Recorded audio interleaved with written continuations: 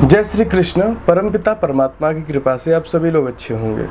प्रत्येक मनुष्य के जीवन में एक ऐसी अवस्था आती है जब वह विवाह की तरफ आगे बढ़ता है, परंतु कुछ लोगों के मन में थोड़ा भी वैराग्य का अभाव प्रबल होता है तो वो सोचते हैं कि विवाह करें या ना करें, और अकेले रहेंगे। तो कुछ लोग क्या है कि डर के मारे भी विवाह से बचना चाहते हैं कि इतनी जिम्मेदारियां आ जाएंगी जीवन में। कुछ लोगों का क्या होता है, उनका हल्का सा वैरागी चित्त होता है। तो सबके साथ अलग अलग समस्याएं होती हैं। कुछ लोग भक्ति भाव में ज़्यादा रहते हैं, कुछ लोग अध्यात्म से ज़्यादा जुड़े होते हैं, तो उनके मन में हमेशा ये शंकाएँ रहती हैं कि आचार्य जी विवाह करें ना करें। मेरे मेल पे भी बहुत सारा मैसेज आया कि हम तो आपके साथ लग के काम करना चाहते हैं और विवाह नहीं करना चाहते हैं। इस प्रकार की बहुत सारी बातें आती हैं। तो मैंने देखिए ऐसे जीवन में व्यक्ति बहुत सारे देखे हैं, बहुत करीब से भी देखे हैं जिनकी ऐसी ऐसी बातें होती हैं। उसमें समस्याएं क्या होती हैं, मैंने उनके साथ रह के देखा है। तो बाहर से तो वो कह रहे होते हैं कि हम विवाह नहीं करना चाहते हैं, परंतु अंदर से वो उतने ही क्या ना चंचल चित्त वाले होते हैं। जैसे मैं कहता हूँ कि यदि देखो विवाह कर लो तो भी कोई बुरी बात नहीं है, विवाह नहीं करो तो भी कोई बुरी बात नहीं है, लेकिन विवाह न करना उस व्यक्ति के लिए ज़्यादा उचित है जिसकी आध्यात्मिक उन्नति बहुत ऊंची है और जिसके पास कोई एक ऊंचा लक्ष्य है जीवन में करने के लिए। बहुत कुछ सार्थक चीज़ें उसने बना रखी हैं।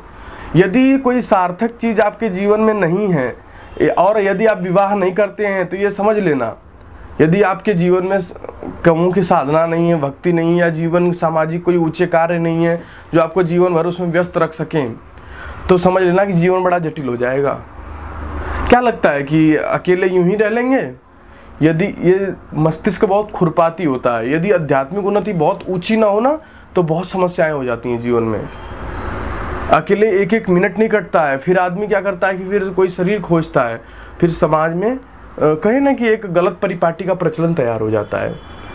इसलिए यदि हम विवाह नहीं करना चाहते हैं, पहली बात तो हमारे पास एक बहुत ऊंची वजह होनी चाहिए, और हम यदि संन्यास के रास्ते पर जाना चाहते हैं तो उसका उद्देश्य क्या है हमें ये पता होना चाहिए। क्या हम संसार से भागने के लिए संन्यास में जा रहे हैं? क्या हम इस बात से डर रहे हैं कि पत्नी आ जाएगी, इतने पैसे, इतना खर्चा, जीवन भर उन्हीं के लिए लगे रहो? तो क्या इस बात से डर रहे हैं? यदि इस बात से डर रहे हैं तो समझ लेना कि मूर्खता कर रहे हैं, क्योंकि जो इस बात से डर करके अध्यात्म में आता है उसकी अध्यात्म में भी कोई उन्नति नहीं होती। अध्यात्म में तो बहुत साहसी और निडर लोग चाहिए होते हैं जो दुनिया के हर पड़ावों को झेल सकें, जो दुनिया के हर पहलू को समझ सकें, ऐसे लोग चाहिए होते हैं। और गृहस्थी बनने के लिए हमारे अंदर योग्यता होनी चाहिए। जैसे गवर्नमेंट क्या करती है कि मास्टर्स बनने के लिए क्या करती है कि योग्यता देती है कि आपको बीएड करना पड़ेगा, आपको टेट निकालना पड़ेगा, सीटेट निकालना पड़ेगा, है ना। यूपीएससी का एग्जाम क्लियर करने के लिए आपको क्या करना पड़ेगा, प्री निकालना पड़ेगा, मेंस निकालना पड़ेगा, फिर इंटरव्यू देना पड़ेगा। हर चीज़ का एक गवर्नमेंट ने एक योग्यताएं दे दी ना कि यदि आप ये योग्यताएं हासिल करते हैं तो आपको ये पद मिल जाएगा। इसी प्रकार गृहस्थ में जाने के लिए भी एक योग्यता चाहिए होती है, संन्यास में जाने के लिए भी एक योग्यता चाहिए होती है, महात्मा बनने के लिए भी योग्यता चाहिए होती है। हमें अपने अंदर ढूंढना होगा कि क्या हम उतने योग्य हैं, क्या वो योग्यताएं हमारे जीवन में हैं। यदि नहीं है तो बिल्कुल नहीं जाना चाहिए। एक व्यक्ति कबीर के पास पहुंचा और कबीर से प्रश्न लेके पहुंचा कि आपका बड़ा नाम और बड़ी ख्याति सुनी है महात्मा जी, एक प्रश्न है आपसे, बहुत विचलित हूं, समझ नहीं आता विवाह करूं या सन्यासी बनूं, विवाह करूं कि सन्यासी बनूं, समझ में नहीं आता है। तो चुपचाप बैठे रहते हैं कबीर और अपनी पत्नी को आवाज लगाते हैं। दिन का समय होता है, लगभग 12 बज रहे होते हैं, वो धागे बुन रहे होते हैं। अपनी पत्नी को आवाज लगाते हैं, कहते दीपक लाना, कह के चुप हो जाते हैं। उनकी पत्नी लाती है दीपक और जला करके चली जाती है, और फिर उसके बाद 2 गिलास दूध लाती है, 1 गिलास कबीर को देती है, 1 गिलास जो आए हुए प्रश्नकर्ता उनको देती है। तो पूछती है उनकी पत्नी अंदर जाकर के कि मीठा ठीक ठाक है ना, कम मीठा तो नहीं रह गया, कहीं चीनी कम तो नहीं है? तो कहते नहीं नहीं बहुत मीठा है, खूब मीठा है। और जो सामने बैठा होता है वो कहता कि ये कह रहे हैं खूब मीठा है, इसमें तो चीनी की जगह नमक डाल दिया है, दूध पिया ही नहीं जा रहा है, फिर भी अपनी पत्नी से कह रहे हैं खूब मीठा है, खूब मीठा है, खूब मीठा है। फिर उसने कहा कि अच्छा महात्मा जी आप मेरे प्रश्नों का उत्तर देंगे कबीर साहब, या मैं चला जाऊं? तो कहते हैं चल थोड़ी सी बात और रह गई है। फिर वो पहाड़ की तरफ जाते हैं और वहाँ पे एक महात्मा ऊपर साधना कर रहे होते हैं। वो चढ़ के महात्मा के पास जाते हैं और महात्मा के पास जाके कहते हैं कि महात्मा जी आप कितने साल के हैं? तो कहते हैं 80 साल के हैं। फिर कहते हैं कितने साल के हैं? तो कहते हैं मैं 80 साल का हूँ। महात्मा कहते हैं मैं 80 साल का हूँ। फिर उसके बाद उनके कान में चिल्ला के कहते हैं कि आप कितने साल के हैं? तो महात्मा कहते हैं कि मैं 80 साल का हूँ। फिर क्या होता है कि फिर कहते हैं ठीक है, ये लोग नीचे उतरने लग जाते हैं। जब पहाड़ी से आधे नीचे उतर जाते हैं तो महात्मा को तेजी से आवाज़ देते हैं, महात्मा जी इधर आइए। महात्मा जी चढ़ते उतरते धीरे धीरे 5 मिनट वहाँ पहुँचते हैं। सोचते हैं कोई बात होगी। फिर वो पूछते हैं कि आप कितने साल के हैं? तो महात्मा कहते हैं मैं 80 साल का हूँ, और कह के फिर हाँपते हाँपते ऊपर ही चढ़ते चले जाते हैं। जैसे आधे रास्ते जाते हैं फिर रोक के फिर बुलाते हैं, कहते हैं महात्मा आप कितने साल के हैं? तो कहते हैं मैं 80 साल का हूँ, कह के फिर वो ऊपर चले जाते हैं। फिर ये शिष्य जो होता है, जो पूछने आया होता है प्रश्न, वो कहता है गुरुजी आप मेरे प्रश्नों का उत्तर देंगे नहीं देंगे?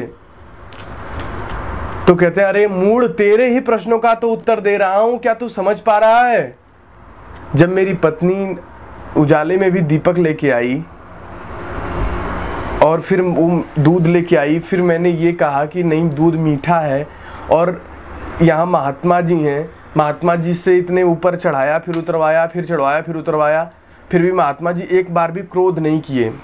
क्या ये तेरे प्रश्न का उत्तर नहीं है? तो वो कहना चाह रहे थे उससे कि तेरा गृहस्थ जीवन ऐसा होना चाहिए जहाँ तुझे कुछ भी मिले तो ये तुरंत तिरस्कार करना, तुरंत लड़ जाना, झगड़ जाना, ऐसा तेरा जीवन नहीं होना चाहिए। और पत्नी भी तेरी अपने आप को ऐसा भी प्रस्तुत करना कि तेरी पत्नी भी इतनी आज्ञाकारी हो कि तेरे जीवन के हर कार्य में सहभागिता दे। यदि तू कुछ कह रहा है तो समझेगी कोई न कोई समस्या होगी, तभी ये बात कह रहे हैं।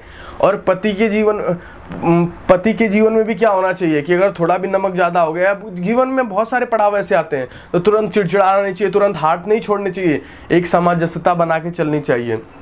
गलती से तो उसने नमक डाल दिया था, जानबूझ के तो नहीं डाला था। और जानबूझ के भी डाला हो, यदि तुमने ये कह दिया कि बहुत अच्छा बना, तो उसके मन में कितने आपके प्रति सुंदर भाव आएंगे। तो यदि तुझे गृहस्थी बनना है तो इस तरीके से तुझे अपने जीवन का आह्वान करना पड़ेगा। और यदि तू संन्यास की तरफ, अध्यात्म की तरफ जाना चाहता है, तो तेरे अंदर इतनी सहनशीलता हो, इतनी कहें कि पावर वेल हो, तेरी इतनी अच्छी हो कि तेरे को दुनिया में कोई क्रोधित न कर सके। मैंने महात्मा से 3 बार एक ही प्रश्न पूछा, फिर आधी पहाड़ी से नीचे आकर के भी मैंने महात्मा से यही कहा, और महात्मा हाँफते हुए आए, फिर हाँफते हुए चले गए। लेकिन ये नहीं कहा कि अरे बेवकूफ़ हो, तुम कितने गधे हो, तुम कितने मूर्ख हो कि तुमने मुझे एक प्रश्न के लिए बार बार। सौम्यता से आए, सौम्यता से बोला और सौम्यता से चले गए। क्या हमसे उन्होंने लड़ाई की कि तुम हमें इतने नीचे क्यों उतार के लाए और क्यों ऐसे किया? नहीं किए, क्योंकि एक स्वभाव होता है। और ऐसे लोग हमेशा जीवन में कहें कि संन्यास का वास्तविक अर्थ यही लोग सिद्ध कराते हैं। और गृहस्थी का, कबीर का मैंने उदाहरण आपको बताया। तो हमारे जीवन में क्या ना, एक पात्रता, एक योग्यता होनी चाहिए। यदि हमारे अंदर संन्यास की योग्यता नहीं है तो ध्यान रखना, संन्यास हमारे लिए बहुत कठिन हो जाएगा। जोश जोश में हम संन्यास ले तो लेंगे, परंतु उसको निभाना हमारे लिए बहुत कठिन हो जाएगा। गृहस्थ में जाना बहादुरी नहीं है, गृहस्थ को संभालना बहादुरी है। और कहा जाता है ना कि गृहस्थ एक ऐसा धर्म है, या कहूँ कि गृहस्थ एक ऐसा मतलब ऊंची पराकाष्ठा की चीज़ है जो सब आश्रमों में सबसे ऊंची मानी जाती है, क्योंकि यहीं से मानव जाति का निर्माण होता है। इसी दो गृहस्थी मिल करके एक सुंदर संतान को जन्म देते हैं, और उन पे आधारित होता है कि उन बच्चों का भविष्य क्या होगा।